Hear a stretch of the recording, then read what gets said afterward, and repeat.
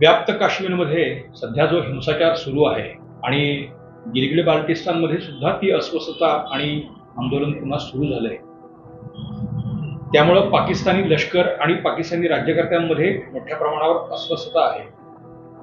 एकीकडे हे चित्र असताना दुसरीकडे व्याप्त काश्मीर आणि गिलगिट बाल्टिस्तान हा भारताचाच अविभाज्य भाग आहे आणि तो जम्मू काश्मीरमध्ये विलीन केला जाईल अशा स्वरूपाची वक्तव्य ही केंद्र सरकारमधल्या उच्च पदस्थांकडून केली जात आहे. त्याचा संदर्भ हा फक्त आपण पाकिस्तानशी जोडतो आणि हा पाकिस्तानला इशारा दिला असं मानलं जातं, परंतु ते तसं नसून पंतप्रधान असतील किंवा आपले गृहमंत्री असतील, परराष्ट्र मंत्री असतील, संरक्षण मंत्री असतील, ते याबाबत जे सातत्याने बोलतायत किंवा सांगतायत हा चीनला थेट इशारा आहे आणि म्हणून चीन सर्वाधिक अस्वस्थ झालेला आहे.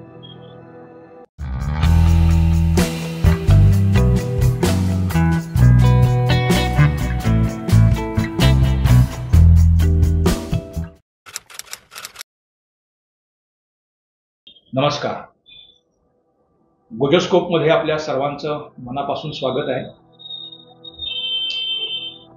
पिओजकीमध्ये पुन्हा भडका हा विषय आम्ही गेल्या आठवड्यात मांडलेला आहे. पण पश्चिम आशिया असेल किंवा पाकिस्तान असेल, इथं सध्या जे काही सुरू आहे ते एका नव्या शीतयुद्धाची नांदी किंवा शीतयुद्धाचा परिपाक म्हणून त्याकडे बघावं लागेल. आत्ता व्याप्त काश्मीरमध्ये मोठ्या प्रमाणावरती हिंसाचार सुरू आहे. तो काबूत करण्याची चिन्ह अजूनही दिसत नाहीत आणि त्याचं लोण आता हळूहळू गिलगिट बाल्टिस्तानमध्ये पण पसरताना दिसतंय. तसंच काहीसं ते खैबर पख्तूनख्वा प्रांतातही दिसतं आहे. एकूण पाकिस्तानी लष्कराची आता डोकेदुखी वाढती आहे आणि अर्थात त्याचे सगळे परिणाम हे लाहोरमध्ये सुद्धा दिसलेले आहेत. ही सर्वात गंभीर बाब आहे. पाकिस्तानी लष्कर असेल किंवा पाकिस्तानी सरकार असेल, त्यांच्यासाठी ही डोकेदुखी नक्की आहे, पण ती त्यांच्यापेक्षा सुद्धा डोकेदुखी ही खरी चीनची आहे. 2014 मध्ये नवाज शरीफ हे झरदारीनं हटवून म्हणजे निवडणुकीत विजयी झाले आणि सत्तेवर आले आणि त्यानंतर नवाज शरीफ यांनी चीन बरोबर मोठ्या प्रमाणावरती करार केले. CEPC म्हणजे चीन पाकिस्तान इकॉनॉमिक कॉरिडॉर असा एक मोठा प्रकल्प त्या करारान्वये राबवला जाणार होता. अर्थात हा करार नेमका काय आहे, त्यातली कलमं काय आहेत, पाकिस्ताननी नेमकं काय कबूल केले, चीन किती पैसे देणार, कुठले प्रकल्प राबवले जाणार, ते कुठे राबवले जाणार वगैरे कसलाही तपशील आज तागायत पाकिस्तानी लष्कर, सरकार, नवाज शरीफ किंवा कोणीच, नवाज शरीफ यांच्यानंतर इम्रान खान सत्तेवर आले, पण यापैकी कोणीच आज तागायत अधिकृतरित्या जाहीर केलेला नाही. मात्र त्यातले छोटे छोटे भाग हे तिथल्या वृत्तपत्रांमधून, तिथल्या मंत्र्यांच्या भाषणांमधून हे आलेले आहेत. त्यातलाच एक भाग आपल्याला माहिती आहे, ग्वादर बंदर जे आहे बलुचिस्तानमधलं, तर त्या बंदराचा विकास चीन करणार, त्याची बरीचशी कामं तिथे झाली आणि अजूनही सुरू आहेत. तर तो जो इकॉनॉमिक कॉरिडॉर आहे हा चीनचा जो बिल्ट रोड अँड ऑपरेशन्स जे सगळं त्यांचं आहे, BRO त्यांचं जे आहे, त्याचाही एक भाग हा आहे.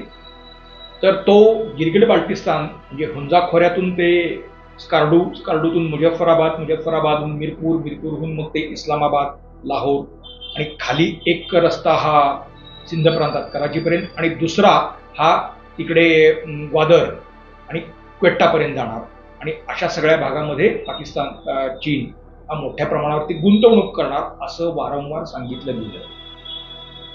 या सगळ्या भागात म्हणजे आपण लक्षात घेतलं पाहिजे की गिलगिट बाल्टिस्तान आणि व्याप्त काश्मीरमधून हा मुळात कॉरिडॉर जाणार आहे आणि तिथे आपण आक्षेप घेतलेला आहे. हे भारताचा भाग आहे आणि भारताच्या परवानगीशिवाय तिथे चीननं काहीही करता कामा नये ही आपली भूमिका कायम आहे. त्यात कुठेही बदल नाही. आता तिथे दासू डॅम आहे, हा व्याप्त काश्मीरमध्ये होणार आहे. गिलगिट बाल्टिस्तानमध्ये सुद्धा असे हॅडल प्रोजेक्ट्सचं काम चीनने सुरू केलं होतं, परंतु तिथे मध्यंतरी चिनी अभियंत्यांनाच मारलं गेलं आणि त्याचं कुठलंही समर्थन हे तिथल्या काळजीवाहू सरकारला करता आलं नाही. त्यामुळे तिथे काम करणारे चिनी इंजिनियर पळून गेले आणि तो प्रकल्प पुन्हा थांबला. अर्थात चीननं जिथं कुठे हे प्रकल्प अशा स्वरूपाचे केले, अगदी कराचीमध्ये सुद्धा चिनी अभियंते किंवा नागरिकांना मारहाणीच्या घटना नित्य घडतात. लाहोरमध्येही त्या घडतात आणि ग्वादर अख्खा बलुचिस्तानच अस्थिर असल्यामुळे ग्वादर बंदराचं भवितव्य पुन्हा अधांतरी आहे.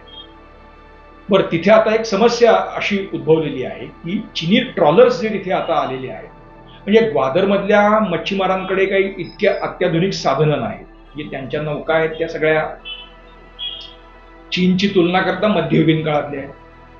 म्हणजे त्या इंजिनला काही जोर नाही, काही नाही. आणि पर्सेसिन सारखं जे नेट असतं तर तेही या मच्छीमारांकडे नाही आहे. चीनकडे अत्याधुनिक यंत्रणा आहे.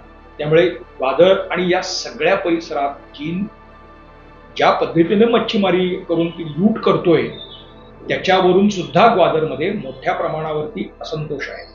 आणि काही करून या ट्रॉली म्हणजे सगळ्या ट्रॉली आणि हे सगळं हटवा अशी मागणी वारंवार होती आहे, पण त्याकडे आपण लक्ष कोणी देण्याचं काही कारणच नाही.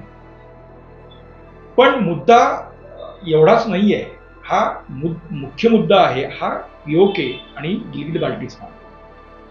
तो जर भाग ब्लॉक झाला तर त्या इकॉनॉमिक कॉरिडॉरला काही अर्थ नाही. त्याचं कारण असं की पाकिस्तानची चीनशी असलेली कनेक्टिव्हिटी संपून जाते. याचं नेमकं आकलन हे चीनला आहे.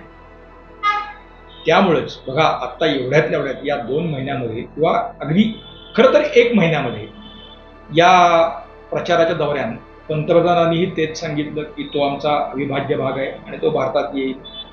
अमित शहा पण तेच बोललेले आहेत. त्यांचं म्हणणं असं की फार काही करावं लागणार नाही, ते ऑटोमॅटिकली होऊन जाईल. तीच गोष्ट ही जयशंकर सांगतायत, तीच गोष्ट आपले संरक्षण मंत्री सांगतायत. मग हा अचानक विषय आता अचानक आलाच होतो. म्हणजे पीओजेके मध्ये म्हणजे मिरपूर किंवा या सगळ्या भागामध्ये हिंसाचार होणं ही घटना नवीन आहे. त्याचे पर्क्युलेशन काही सियालकोट असेल किंवा लाहोर असेल इथं होणं हे नवीन आहे, यात शंका नाही. पण तिथे अनरेस्ट नाही असं काही नाही आहे. तो गेली 75 वर्ष आहे आणि गेल्या 2 वर्षात तर तो वारंवार तिथे भडका उडते. त्यामुळे पीओजेके किंवा गिलगिट बाल्टिस्तानमध्ये हे जे काही घडते हे काही नवं आहे किंवा आत्ताच सुरू झालं असं काही नाही. पण त्याची या पद्धतीची चर्चा होणं हे आत्ताच का घडतंय हे जर आपण बघितलं तर बघा आपल्या पूर्व सीमांवरती काय घडतंय. म्हणजे अरुणाचलमध्ये वारंवार इथे चीन कुरापती काढतोच आहे. गलवान व्हॅली तर तिथे मोठ्या प्रमाणावरती कुरापती सुरूच आहे. मग ते आपले काँग्रेसचे श्री श्री 1008 युवराज ते तिथे वारंवार काहीतरी चुकीचे वक्तव्य करतातच आहेत. आणि कसा भूभाग चीननी बळकावला आहे, वास्तविक तो नेहरूंच्या काळातच बळकावला गेलेला होता. असो, तो काही आपला भाग नाहीये, पण तिथे त्या कुरापती आहेत. डोकलाममध्ये सुद्धा तेच प्रयत्न चीन वारंवार करत आहे. तर हे जे सगळं चीन आता वारंवार करतो आहे, गेल्या 2 वर्षांमध्ये आपल्याला या घटना मोठ्या प्रमाणावरती सुरू असलेल्या दिसतील. आम्ही मध्यंतरी एक लडाखमध्ये जे काही आंदोलन झालं तोही चीनचा तोच एक प्रयत्न आहे. पूर्व सीमा जर डिस्टर्ब ठेवल्या तर भारताचं पीओजेके आणि गिलगिट बाल्टिस्तानवरचं लक्ष हटेल. हे त्यातलं चीनचं साधं कॅल्क्युलेशन आहे. आणि मग इथे चीनला जे काही त्यांचे इन्फ्रास्ट्रक्चर सगळं उभं करायचं आहे त्यांनी बऱ्यापैकी उभं केले. आता स्कार्डू पासून ते थेट काश्मीरपर्यंत जोडण्यासाठी म्हणजे ऑल वेदर टेरेन सगळं तो ट्रान्सपोर्टेशन होण्यासाठी इथं आत्ता तसं आहे, परंतु अनेक अडथळे येत आहेत. म्हणून मग नव्याने काही बोगदे त्यांनी प्रस्तावित केलेले आहेत. म्हणजे मग ते आणखी सुलभ होणं हे तिथं होईल. तर त्याच्यावरती सुद्धा भारताने आक्षेप घेतलेला आहे. गिलगिट बाल्टिस्तानमध्ये विशेषतः इथे चीन ज्या पद्धतीने उत्पात करते, म्हणजे तिथला कोहिस्तान सारखा भाग आहे तो पाकिस्ताननी जवळजवळ 5000 किलोमीटरचा भाग, चौरस किलोमीटरचा भाग हा चीनला आंदण दिल्यासारखा आहे. म्हणजे तिथे स्थानिक पाकिस्तानी लोकच कोहिस्तानमध्ये जाण्यासाठी त्यांना चीनची परवानगी घ्यावी लागते, इतकी परिस्थिती आहे. तसाच तो भाग हा गिलगिट बाल्टिस्तानमध्ये आहे. आपल्या सियाचीनला लागून खाली जे सगळं म्हणजे पाकिस्तानी रेंजर्स आणि यांनी जे नॉर्दर्न कमांडनी तिथे जे सगळे एस्टॅब्लिशमेंट्स केल्या तर तिथे सुद्धा चीनी सैनिक येऊन बसलेले आहेत असे रिपोर्ट्स आहेत. म्हणजे जर गिलगिट बाल्टिस्तान असेल किंवा व्याप्त काश्मीर असेल, हे याच्यावरती जर भारताने, म्हणजे हक्क सांगण्याचा विषय नाही, हे जर अमॅलगमेट केलं, आपल्या काश्मीर आणि लडाखला हे जर जोडून टाकलं, तर चीनचा या सगळ्या भागातला, म्हणजे पाकिस्तान असेल किंवा त्या मार्गे अरबी समुद्रात येण्याचा संपूर्ण मार्गच बंद होऊन जातो. वाखान कॉरिडॉर हा 80 किलोमीटरचा एक टापू आहे आडवा, जो अफगाणिस्तानचा आहे, आणि तिथून तुम्ही थेट पुन्हा चीनच्या शिनजियांग या प्रांतात येता, म्हणजे जो गिलगिट बाल्टिस्तानला लागून असलेला प्रदेश आहे. तर तिथून, म्हणजे खरं तर एक काराकोरम हायवेचा एक फाटा तिकडूनही गेलेला आहे, पण तिथून जर चीनला अरबी समुद्रात यायचा असेल तर तो फार मोठा द्राविडी प्राणायाम आहे. चीनसाठी सगळ्यात सुलभ हा प्रदेश आहे तो हाच आहे, जीबी आणि पिओजेके. इथूनच कमी काळात चीन अरबी समुद्रात येऊ शकतो, आणि दुसऱ्या बाजूने विचार करता भारताची या सीमांवरती सुद्धा भारताची अडचण चीन करू शकतो, पाकिस्तान करू शकत नाही. आणि म्हणूनच या सगळ्या प्रदेशात चीन जे काही इन्फ्रास्ट्रक्चर डेव्हलप करतो आहे, तर त्याच्यावरती फार गहजब होऊ नये किंवा त्याला भारताने फार आक्षेप घेऊ नये. एका परीने भारताचं या सगळ्या गोष्टीकडे दुर्लक्ष व्हावं म्हणून चीन वारंवार लडाख असेल किंवा गलवान व्हॅली असेल किंवा डोकलाम असेल किंवा अगदी अरुणाचल असेल, आणि आता त्यांनी नवा फ्रंट उघडलेला आहे, तो काही प्रमाणात हा मणिपूर आहे. म्हणजे म्यानमारमधून काही घुसखोरी इथे करून इथे काही गडबड चीन करतो आहे. त्याचं कारण म्हणजे हे सगळे प्रदेश चीन हक्क सांगतोच आहे, परंतु हे सगळं खूप लांबचं आहे. पण भारताने जर नेट लावला तर हे अमॅलगमेशन हे फार अवघड गोष्ट राहणार नाही. आणि आता तिथले सगळे स्थानिक लोकच हे पाकिस्तानी लष्कर आणि पाकिस्तानी सरकार एकूणच पाकिस्तानपासून ते फुटून जवळपास भारतात येण्याच्या मानसिकतेत आलेले आहेत. त्यामुळे ही प्रक्रिया अधिक सोपी असणार आहे. ही परिस्थिती लक्षात घेता एक भाग असा की हे आपल्याला भारतात जोडून घ्यायचं आहे, म्हणजे आपल्या जम्मू काश्मीरला पिओजेके जोडून घेणं आणि लडाखला गिलगिट बाल्टिस्तान जोडून घेणं. इथे पाकिस्तान काही फार रेजिस्ट करू शकतं अशातला भाग नाही. पाकिस्तानी लष्कराची ती क्षमता आता राहिलेली नाही. त्यामुळे काही युद्ध म्हणा किंवा काही संघर्ष झाला तरी ते फार काही ते करू शकतील अशी परिस्थिती नाही. त्यांच्या मदतीला पुन्हा चीनलाच उभं राहावं लागेल अशी परिस्थिती आहे. आणि अशा थेट संघर्षात चीन सहसा उतरत नाही. दुसरा एक भाग यातला आपल्या थेट समोर नाहीये, पण तैवान म्हणजे गल्फ ऑफ तैवान जे आहे, तर तिथून अगदी चीनची जी सीमा आहे किंवा मेनलँड चायना ज्याला म्हणतात, तर तिथून 6 किलोमीटरवरती अमेरिकेच्या 2 विनाशिका येऊन थांबलेल्या आहेत. म्हणजे ती खरं तर तैवानची सागरी हद्द आहे असं तैवान सांगतो. चीन त्याला आक्षेप घेत आहे, पण त्या तैवानच्या सागरी हद्दीमध्ये 2 विनाशिका अमेरिकेच्या येऊन थांबल्यात, आणि गुआममध्ये अमेरिका पुन्हा एकदा नौदलाची सज्जता वाढवत आहे. तिकडे दुसरीकडे फिलिपिन्स आहे, व्हिएतनाम आहे किंवा जपान आहे, तर ते सुद्धा या संरक्षण सिद्धतेवरती भर देत आहे. म्हणजे खरं तर पॅसिफिकमध्ये संघर्षाचा भडका उडाला तर चीनला काही सुरक्षित मार्ग असणं अत्यावश्यक आहे, आणि त्यासाठी सुद्धा जीबी आणि पिओजेके हा चीनसाठी अत्यावश्यक भाग आहे.